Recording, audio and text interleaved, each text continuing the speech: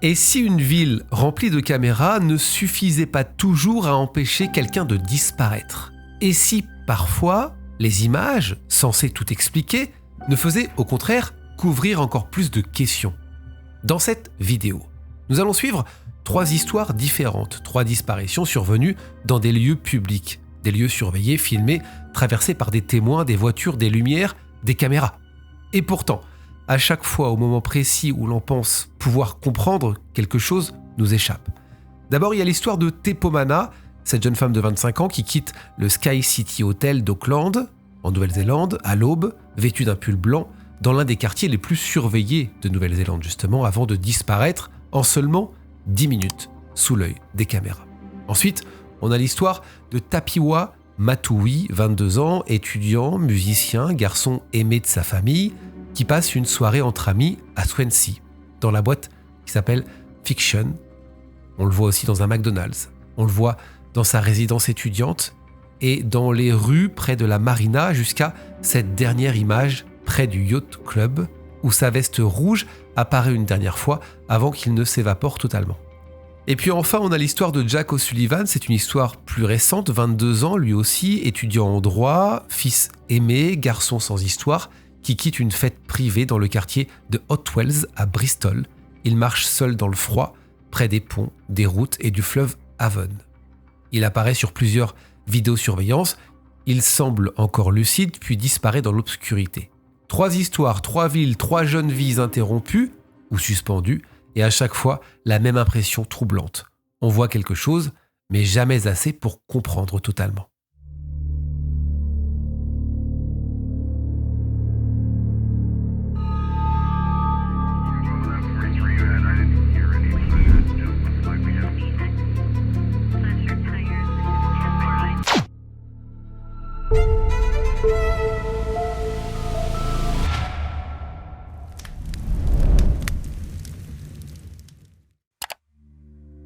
Elle disparaît en 10 minutes malgré toutes les caméras.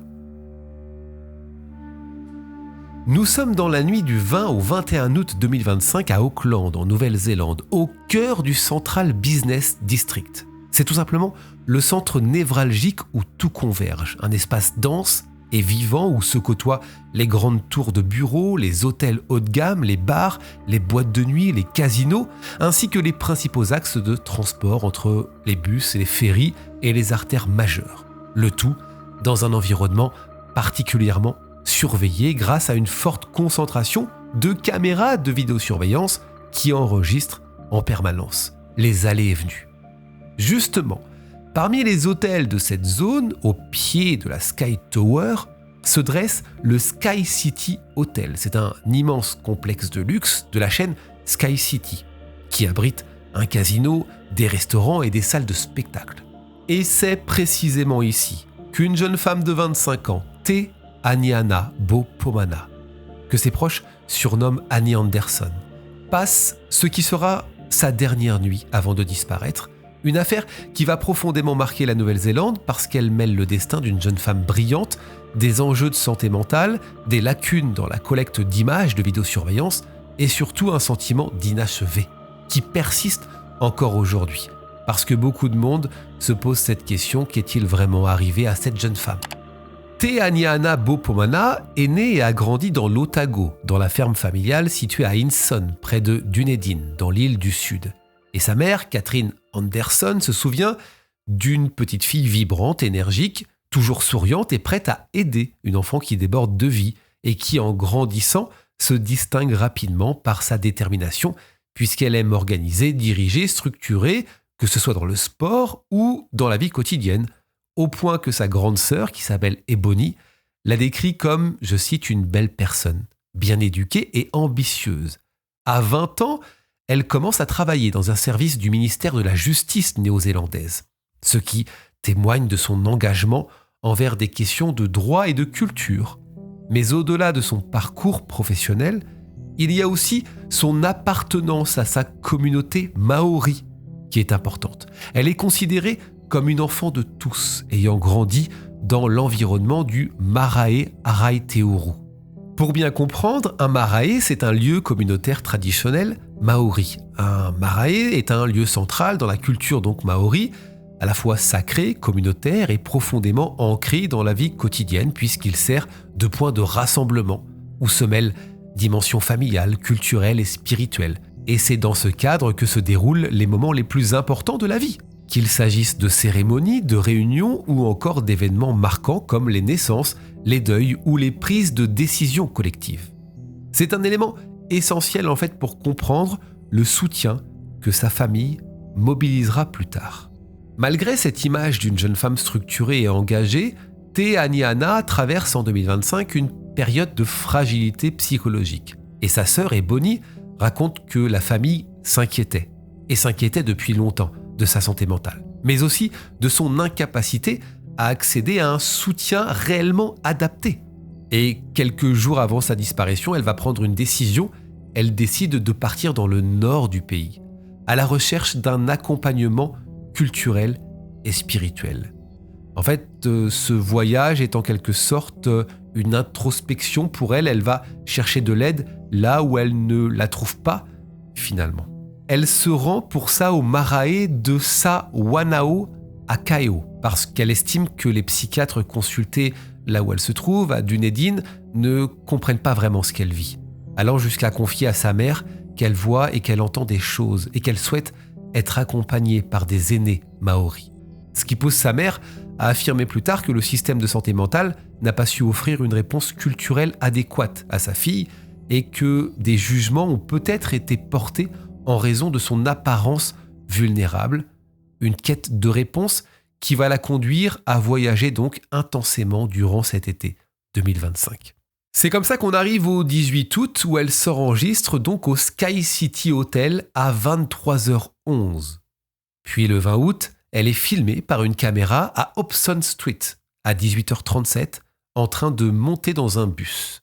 La police estime qu'elle se rend à Henderson, à l'ouest d'Auckland, avant de revenir vers le centre-ville. Et à ce moment-là, rien ne laisse encore présager ce qui va suivre. Parce que on arrive à la nuit du 20 au 21 août, donc quelques heures après qu'elle soit montée dans le bus. Te Aniana va passer du temps dans l'hôtel. Et à 5h06 du matin, c'est quand même très tôt, les caméras de vidéosurveillance du Sky City enregistrent la jeune femme quittant l'établissement, vêtue d'un pull blanc distinctif, d'un pantalon crème et de chaussures blanches. Les images l'enregistrent en train de sortir par l'entrée principale avant de se diriger vers Victoria Street West. Un témoin rapportera qu'elle a échangé quelques mots avec un homme devant l'hôtel, un homme que la police identifiera plus tard mais exclura rapidement de l'enquête. Puis 10 minutes plus tard, à 5h16, une autre caméra capture sa dernière apparition, à l'angle de Victoria Street West et de Graham Street, devant le restaurant Seven Pock, où elle marche en direction de Victoria Park, une zone située à quelques centaines de mètres de l'hôtel, et après cet instant précis, plus aucune caméra ne la repère, ce qui va surprendre profondément sa famille et l'opinion publique, compte tenu, je vous l'ai expliqué, du nombre de dispositifs de caméras dans le centre d'Auckland. À ce moment-là, il est environ 5h30 du matin, l'aube n'a pas encore totalement éclairé la ville, les rues sont calmes, et seules quelques personnes circulent encore après être sorties des bars ou du casino voisin, tandis que Te Aniana descend Victoria Street West en direction de l'ouest avec une allure que ses proches décriront plus tard comme rapide, presque pressée, un pull blanc qui semble trop grand pour elle, et surtout personne ne sait où elle se rend puisqu'elle ne prend ni voiture, ni taxi et ne possède pas de téléphone portable. La police précisera qu'elle pouvait néanmoins avoir accès à du liquide puisqu'elle avait retiré une somme importante avant de quitter l'hôtel, mais en laissant derrière elle toutes ses affaires personnelles, y compris ses cartes bancaires et ses objets de valeur. Lorsque Te Aniana cesse de donner des nouvelles, sa mère et sa sœur comprennent immédiatement que quelque chose ne va pas. Catherine Anderson, sa mère, donc quitte Dunedin pour se rendre à Auckland et participer aux recherches. Et le 29 août, elle tient une conférence de presse aux côtés de la police, pendant que sa sœur Ebony multiplie les appels sur les réseaux sociaux, parcourant les rues du centre-ville pour distribuer des flyers et demander aux habitants de vérifier les espaces fermés comme des caves ou des cages d'escalier, persuadée que sa sœur se trouve toujours dans le périmètre, autour du Sky City Hotel. La famille va jusqu'à organiser des collectes de fonds sous forme de tombola, des quiz, des ventes caritatives afin de financer un enquêteur privé et d'offrir une récompense pour toute information. Mais malgré tous ces efforts, aucune trace de la jeune femme.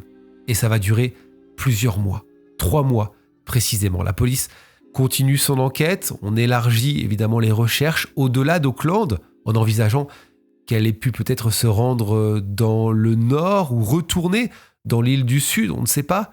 Mais la police maintient qu'il n'y a aucune preuve d'enlèvement, malgré des spéculations de la part de l'opinion publique. C'est comme ça que le 23 novembre 2025, au soir, après 3 mois d'angoisse, la police reçoit un appel signalant la découverte d'un corps dans une zone de broussailles dense, près de Pukekohe, à environ 50 km au sud d'Auckland. La police se rend sur place, la famille est immédiatement informée parce qu'il y a des chances que ce soit le corps de la jeune femme, et le lendemain, les médias vont confirmer que le corps est probablement celui de Te Aniana Pomana.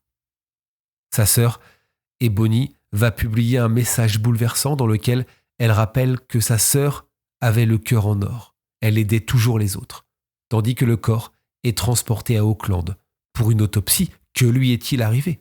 Le 25 novembre, la police annonce que l'autopsie est terminée, mais les résultats ne seront jamais rendus publics. On ne sait pas vraiment de quoi est mort Te Aniana. En tout cas, ça n'a jamais été rendu public, ça n'a jamais été diffusé. La famille ne s'est jamais exprimée par rapport à tout ça. Le 30 novembre, l'identification officiellement confirmée, Te Aniana est ramenée à la ferme familiale à Hindon. Ses proches se rassemblent pour lui rendre hommage, tout en exprimant leur chagrin et leur besoin de réponse. Ils dénoncent le manque de vidéosurveillance, on a commencé à en parler, et les lacunes du système de santé mentale, Maori, mettant en lumière l'importance d'un accompagnement culturel adapté dans le traitement des troubles psychiques, ainsi que la nécessité d'une meilleure collaboration entre la police et les communautés. À ce stade de l'histoire, vous vous posez sûrement la question, qu'est-il réellement arrivé à Te Aniana Pomana ?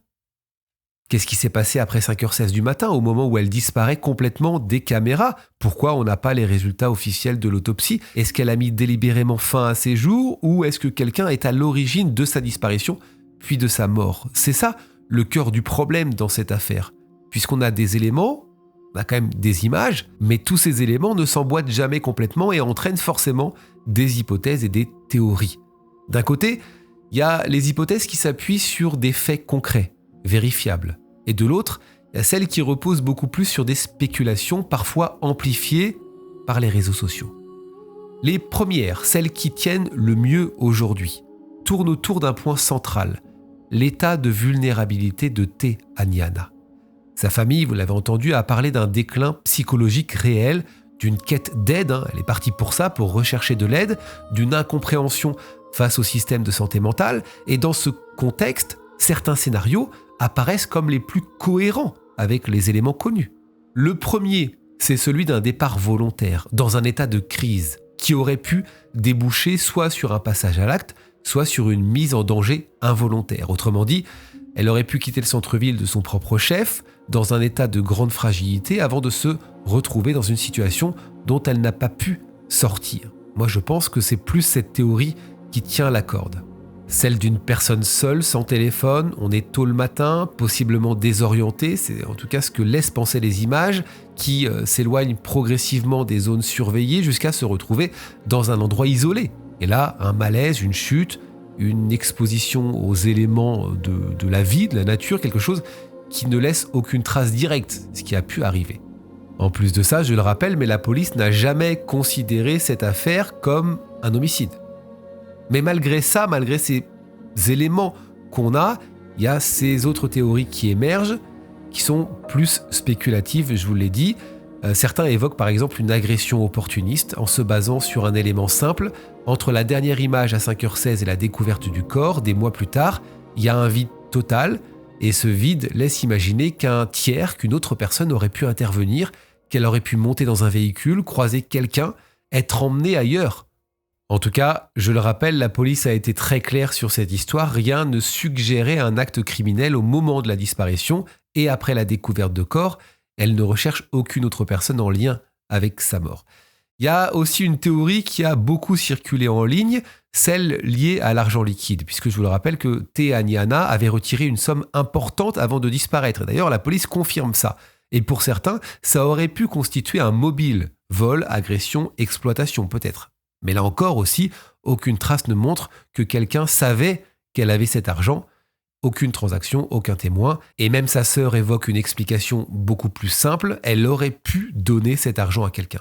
Et enfin, il y a les théories plus marginales, enlèvement, trafic d'êtres humains, dissimulation d'informations par la police.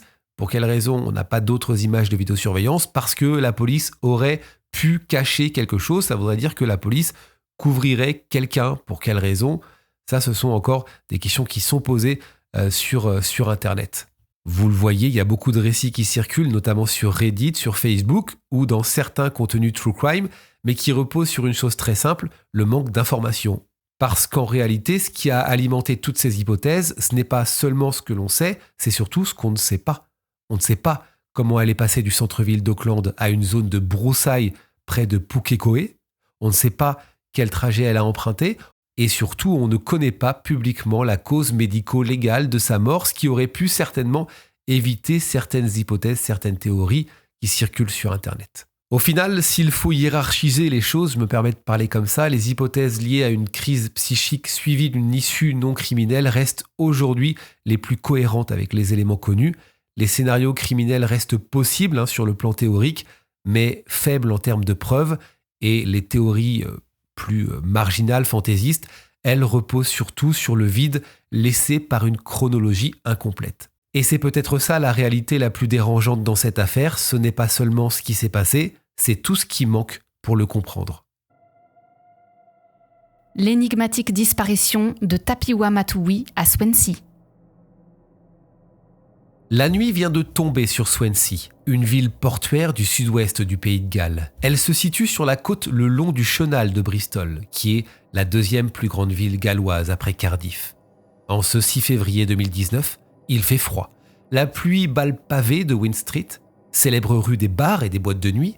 On entend les rires, la musique qui s'échappe de la boîte qui s'appelle le Fiction. C'est dans cette atmosphère de fête que Tapiwa, appelé Tapi par ses proches, Matui, jeune homme de 22 ans, disparaît mystérieusement, soulevant d'innombrables questions et un mystère qui reste entier et angoissant. Parce que l'on vit, à l'aide des images de la ville, les dernières traces de vie de ce garçon qui n'avait aucune intention de disparaître des écrans radars.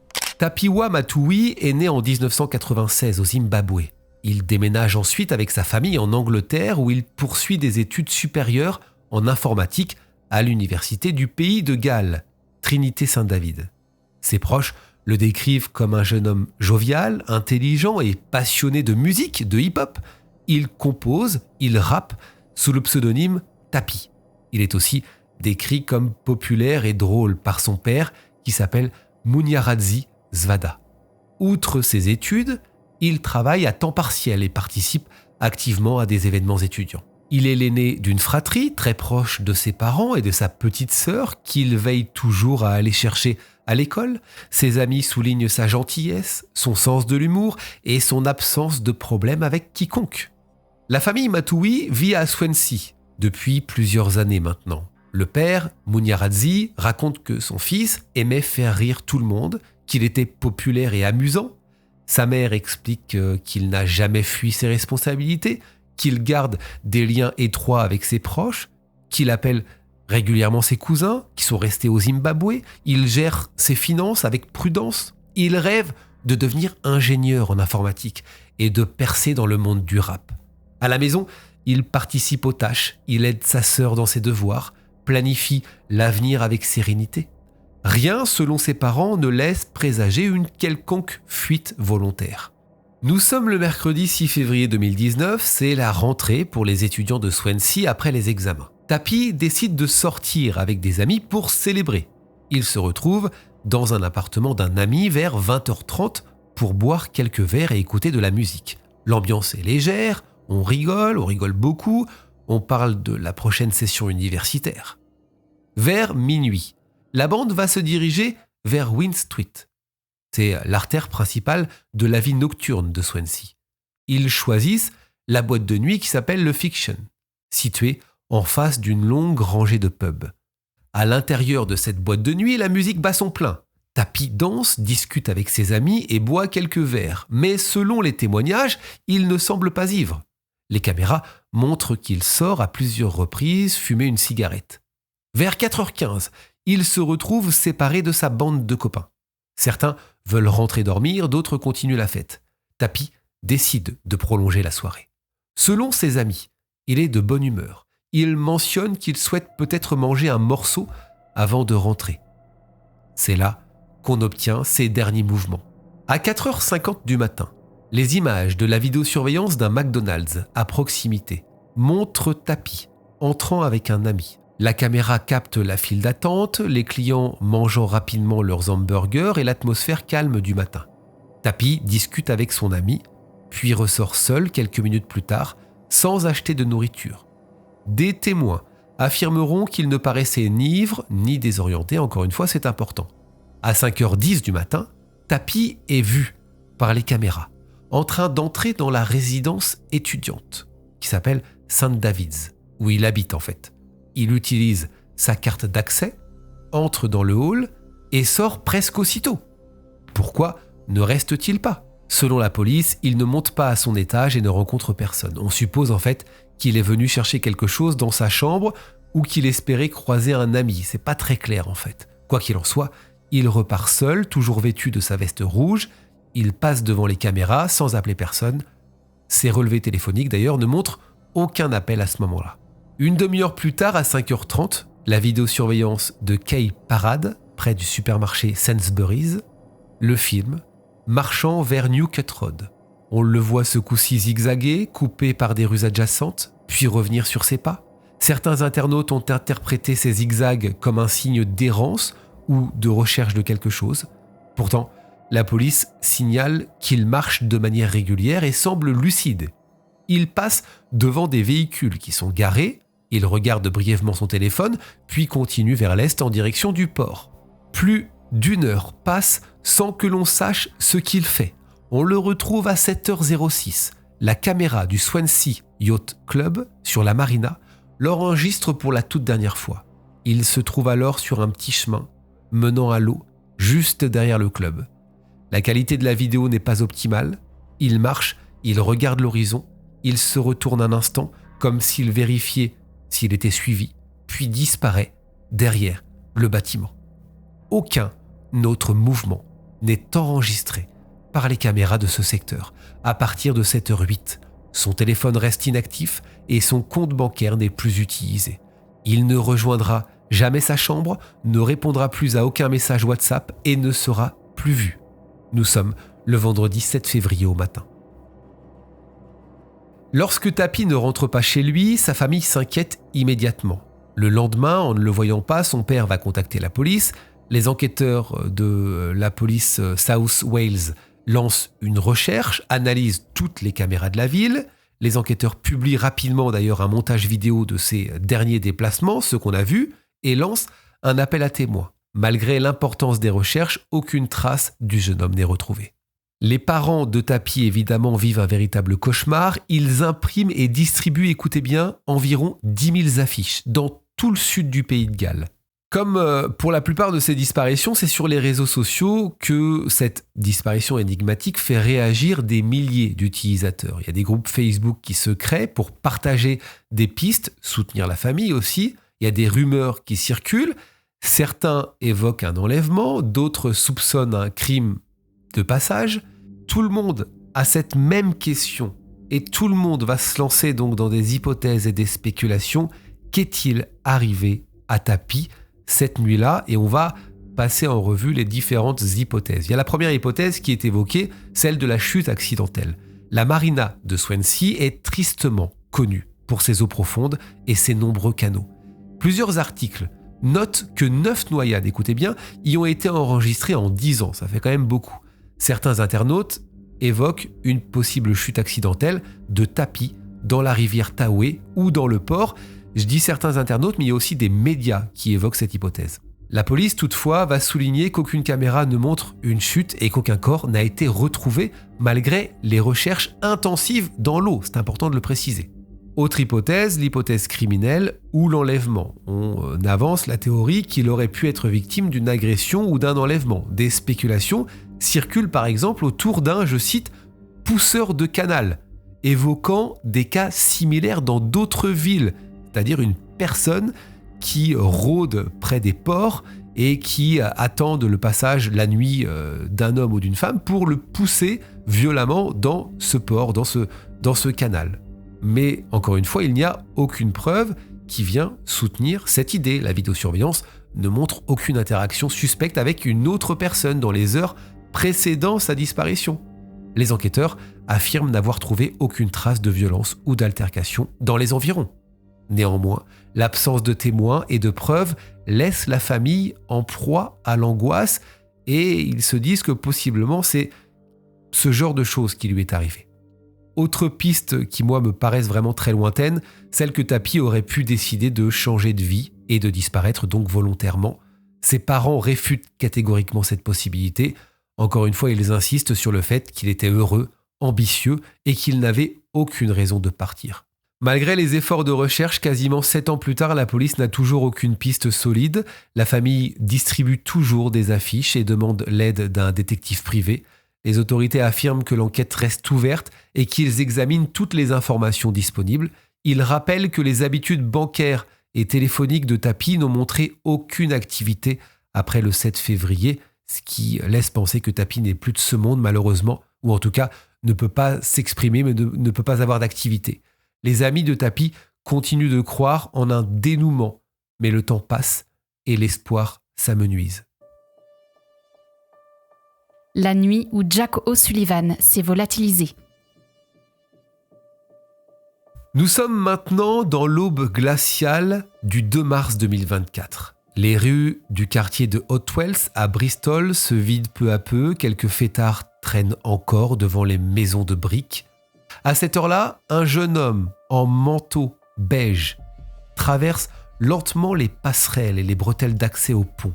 Les caméras municipales captent son image. Il s'appelle Jack O'Sullivan, ce jeune homme. Il a 22 ans et sans le savoir, il est en train de devenir le personnage principal d'un mystère moderne qui hantera pendant des mois sa famille, la ville de Bristol et les internautes férus de cold case. Pour comprendre cette énigme, qu'on appelle l'énigme de Hotwells, il faut d'abord connaître le jeune homme qui en est au cœur. Jack. Il est né à la fin des années 2000 et a grandi dans le comté du Somerset, au sud-ouest de l'Angleterre. C'est un élève brillant. Il décroche un diplôme d'histoire à l'université d'Exeter, avant de rentrer vivre chez ses parents, qui s'appellent Catherine et Alan, qui habitent à Flaxburton. Là, tout en retrouvant sa chambre et la routine familiale, il se plonge dans un cours de conversion en droit, qui doit lui permettre de réaliser son rêve, devenir avocat. Son quotidien est plutôt studieux. Examen à préparer, dossier à rendre, révision tardive, sa mère raconte qu'il est brillant, ambitieux, gentil et attentionné. Il adore les discussions interminables avec ses proches et supporte une équipe de foot, Manchester United, qu'il suit avec ferveur à la télévision. Rien dans sa personnalité ne laisse présager, là aussi, qu'il pourrait choisir de disparaître volontairement. Jack est décrit comme aimant et sensible. Il vit dans cette famille soudée avec un grand frère, Ben, et ses parents qui sont présents. Les amis et professeurs le voient comme un étudiant appliqué, discret, toujours prêt à rendre service. Sa mère insiste sur le fait qu'il ne consomme ni drogue ni alcool à outrance, qu'il ne souffre d'aucun trouble mentaux et qu'il n'a jamais fugué auparavant. Quand il sort le soir, il prévient toujours où il va et rappelle ses parents pour les rassurer. Il vient tout juste de passer des examens universitaires. Il est fatigué, mais heureux de se projeter dans ses études de droit. Physiquement, Jack n'est pas particulièrement remarquable, 1m78, une silhouette mince, cheveux bruns, courts et les yeux bleus. Ce soir-là, il porte un manteau matelassé, il a son téléphone sur lui, un jeu de clés et un portefeuille. Ses amis affirment qu'il n'était ni ivre ni agressif lorsqu'il quitte la fameuse fête. Au contraire, il semblait simplement fatigué et prêt à rentrer. C'était son objectif en tout cas. Le vendredi 1er mars 2024, la vie de Jack suit son cours. Il termine ses cours à BPP University. Il rejoint sa maison familiale. Vers 20h20, après le dîner, il prend le bus pour rejoindre 3 amis au pub qui s'appelle le Wetherspoons de Bristol. De là, le petit groupe se rend dans un appartement de Hotwells, dans la rue Brunel-Lockway, où se tient une fête privée. La soirée est conviviale, musique, rire, discussions animées. À 23h, Jack arrive à la fête. Il se sent détendu, il discute avec des amis, regarde son téléphone et envoie quelques messages à sa mère. À 1h52, il écrit par exemple à Catherine, sa mère donc, qu'il envisage de sortir en club un peu plus tard et qu'il prendra un taxi pour rentrer. Ce message témoigne qu'il a prévu de rentrer chez lui et qu'il est en contact régulier avec sa famille. La fête s'étire assez tard dans la nuit. Les invités circulent entre les pièces, certains sortent fumer dans la cour, d'autres restent discuter dans le salon. On raconte que l'ambiance est bon enfant, sans bagarre ni tension. À 2h53, selon la page de campagne qui s'appelle Find Jack et les déclarations de la police, Jack décide de partir. Il dit au revoir à ses amis, qu'il le voit prendre la direction de la rue Brunel-Lockway. On ignore exactement pourquoi il quitte la fête à ce moment-là. Peut-être est-il simplement fatigué ou souhaite-t-il trouver un taxi pour rentrer chez lui. En quittant la fête, Jack continue de communiquer. À 3h24, il appelle un ami qui est encore présent à l'appartement. L'appel reste sans réponse. Quelques minutes plus tard, à 3h30, cet ami le rappelle. Jack décroche et dit « Allô ?» puis la communication coupe brutalement. Personne n'entendra plus jamais sa voix. Ce détail semble anodin, mais sera crucial plus tard, parce que ça signifie que son téléphone fonctionne encore à 3h30 et qu'il est conscient et capable de parler. Catherine, de son côté, va se réveiller vers 5h25 et constater que son fils n'est pas rentré. Elle est inquiète forcément, elle active l'application pour retrouver le téléphone de Jack, l'application localiser le téléphone. L'appareil va émettre alors une position dans le quartier de Hotwells, près de la rue Granby Hill. Pensant qu'il a peut-être dormi chez des amis, les parents se rendent sur place, sonnent aux portes, interrogent les passants. Personne n'a vu Jack. Ils alertent alors la police dans la journée du 2 mars. C'est alors que les enquêteurs se plongent dans les images de vidéosurveillance qui vont nous permettre de reconstituer quelque peu son parcours durant la nuit. Voici ce que l'on sait. 3h13, c'est la première image confirmée. Jack est filmé en train de traverser un parking et d'entrer sur une zone herbeuse située sous le Plimsoll Swing Bridge, à côté de Brunel-Lockway, la fameuse rue qu'il a empruntée. Il avance d'un pas calme, les mains dans les poches, seul sans paraître ivre ni désorienté. Il marche vers le bord de l'eau. Cette zone est sombre et peu fréquentée, mais ce n'est pas inhabituel d'y passer pour rejoindre la route principale. 3h17, ça c'est une image qui a été retrouvée par la mère de Jack, par Catherine. Elle obtient les vidéos conservées par la police qui n'avaient pas été diffusées publiquement et y découvre un plan inédit. Jack remonte vers la ville, s'éloignant du fleuve. Ça c'est important. Il ne semble pas glisser ni tomber, il marche sans hésitation. Ce court extrait va contredire en fait l'hypothèse qui avait été émise par la police selon laquelle il serait tombé accidentellement dans le fleuve lors de son premier passage. 3h25. Passage possible sur le pont. Un peu plus loin, une caméra située sur le Plimsoll Bridge capte un individu ressemblant à Jack, mais c'est difficile de le confirmer, marchant vers le centre-ville de Bristol. On n'est pas certain à 100% qu'il s'agisse bien de lui. Il franchit le pont et semble hésiter comme s'il cherchait une voiture ou un taxi.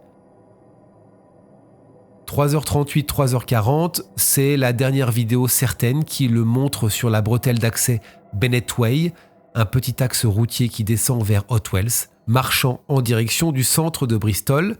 Il porte toujours les mêmes vêtements et marche toujours seul. C'est la dernière trace visible de Jack. Les images suivantes ne révèle plus rien, il disparaît littéralement dans l'obscurité. Ces images, diffusées des mois plus tard, vont soulever plus de questions qu'elles n'apportent de réponses. Pourquoi Jack marche-t-il plusieurs fois entre les deux rives ? Cherche-t-il un taxi qui ne vient pas ? S'est-il égaré dans la nuit enneigé? A-t-il accepté la proposition d'un conducteur inconnu? Personne ne le sait.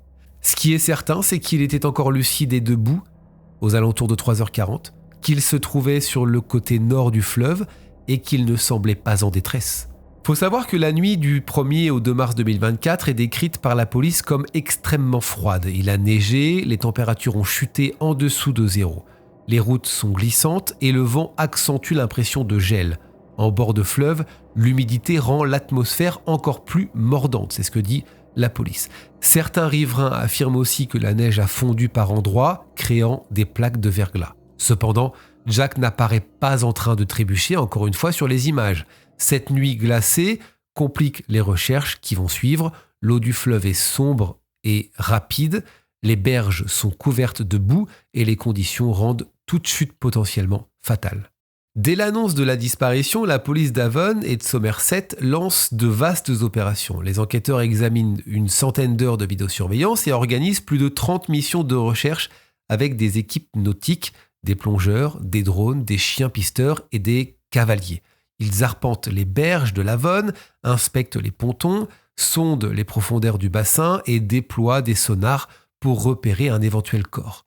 Plus de 200 heures de plongée sous-marine sont effectuées dans le fleuve et le bassin. Des experts en marée recommandent d'étendre les recherches plus en amont de l'Avon, ce qui est fait dans les jours suivants. Vous voyez, on met quand même les moyens pour retrouver un quelconque corps. Parallèlement à l'enquête officielle, la famille et les amis de Jack lancent leur propre campagne. Ils vont créer donc un site internet qui s'appelle Find Jack O'Sullivan. Ils impriment des affiches rouges frappantes, visibles dans tout Bristol. Ils embauchent un enquêteur privé, organisent des battues citoyennes.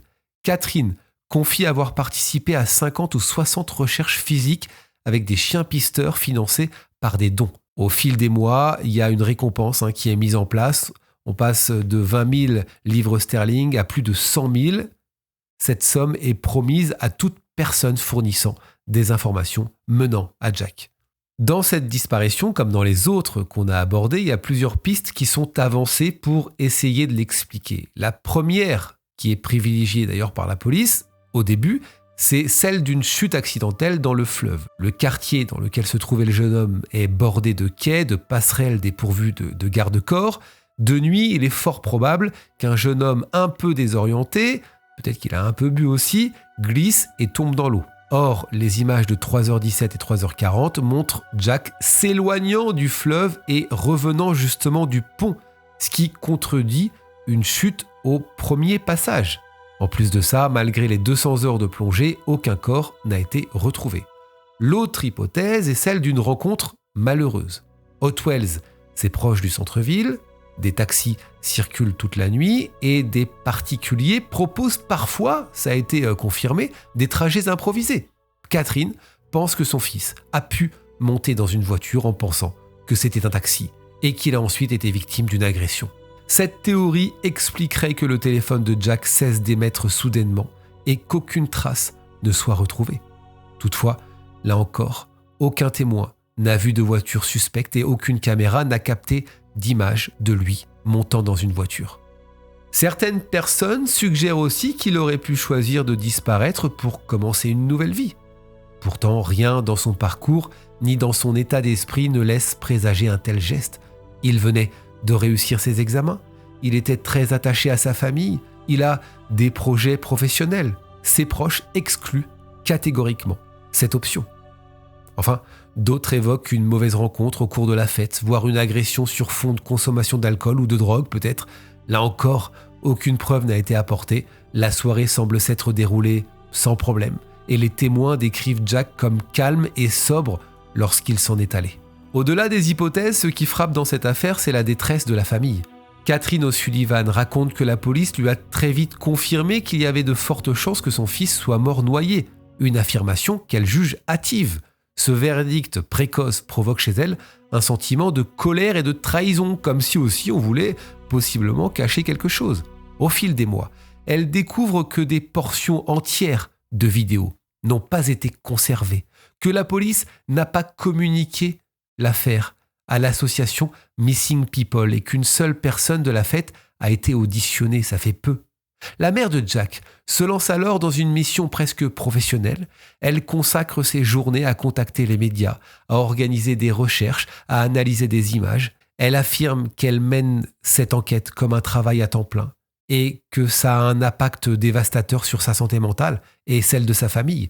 Elle décrit Jack comme un garçon adorable qui ne ferait pas de mal à une mouche. Elle refuse d'abandonner l'espoir. Elle estime que si des erreurs ont été commises, elles peuvent être réparées. Dans une tribune publiée 2 ans après la disparition, Catherine insiste sur la nécessité de se battre contre l'oubli et de ne pas se laisser convaincre que l'enquête est terminée. Elle invite les internautes à partager l'avis de recherche, à signaler toute information, même minime, et à soutenir les familles de personnes disparues qui se battent contre l'inertie des institutions. La famille a reçu des messages de soutien du monde entier, mais aussi des courriels malveillants, leur reprochant de faire, je cite, « traîner l'affaire ». Où en sommes-nous aujourd'hui ? Eh bien, en 2026, Jack O'Sullivan n'a toujours pas été retrouvé. La police affirme continuer l'enquête et assure qu'elle reste ouverte à toutes les possibilités. La récompense de 100 000 livres sterling est toujours disponible. Les affiches rouges Find Jack sont toujours présentes sur les arrêts de bus, sur les vitrines de Bristol, rappelant que derrière ce nom se cache un jeune homme de 22 ans, avec une famille, des rêves et une vie bouleversée.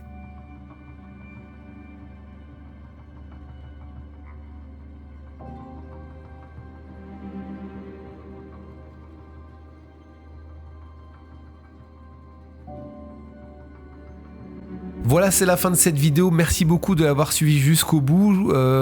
J'avais à cœur en fait de rassembler ces 3 histoires parce que je trouve qu'elles ont quand même un point commun dans la façon de disparaître. On a toujours ces dernières images en ville et puis plus rien. Moi, ça m'a toujours fasciné. Je mets ça vraiment entre guillemets. Ça m'a toujours intrigué et je sais que vous êtes très nombreux à être intrigués par ce genre de disparition.